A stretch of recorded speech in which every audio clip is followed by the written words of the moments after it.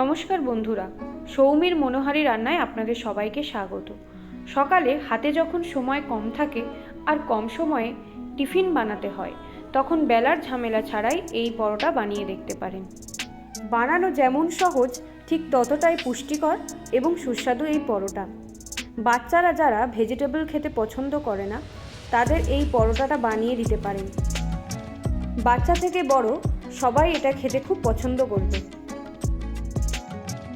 এই পরোটা বানানোর জন্য আমাদের লাগবে খুবই সামান্য কিছু উপকরণ। প্রথমেই একটা বড় পাত্রের মধ্যে মাঝারি সাইজের একটা সিদ্ধ আলু গ্রেট করে নিতে হবে।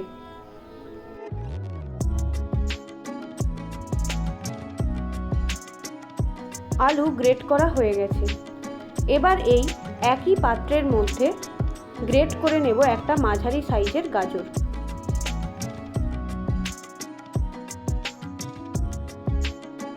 এখন একটা মাঝারি সাইজের টমেটোকে মিহি করে কুচিয়ে নেব।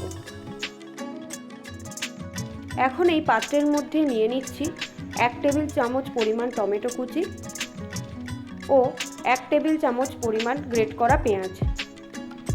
আর নিয়ে নিচ্ছি 1 টেবিল চামচ পরিমাণ ধনেপাতা কুচি ও 1 টেবিল চামচ পরিমাণ কাঁচামরিচ কুচি, এবং সঙ্গে থাকছে 2টো ডিম। আর দিয়ে দেব 1 টেবিল চামচ পরিমাণ লবণ। এবার এই সমস্ত উপকরণ একসাথে খুব ভালো করে ফেটিয়ে নিতে হবে।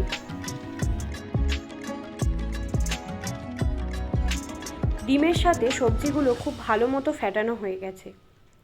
এখন এই মিশ্রণের মধ্যে নিয়ে নিচ্ছি 1 কাপ পরিমাণ ময়দা ও পরিমাণ মতো জল পরোটার ব্যাটারটি তৈরি করে নেবার জন্য।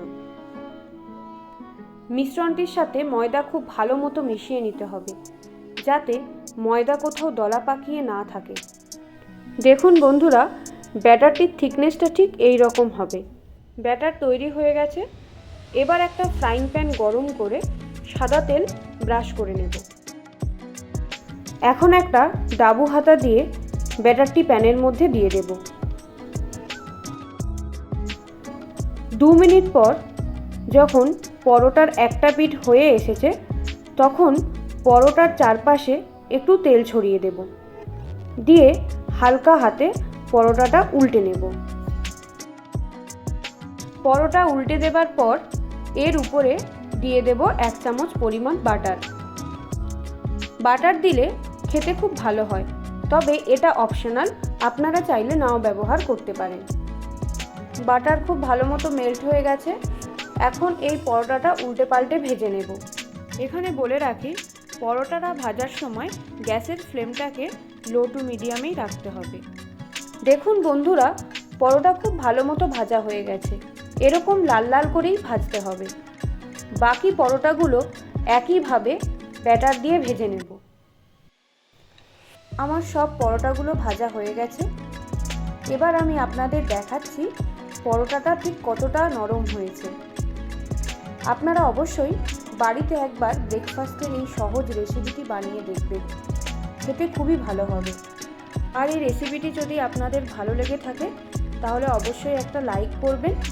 ভিডিওটি সম্পূর্ণ দেখার জন্য ধন্যবাদ।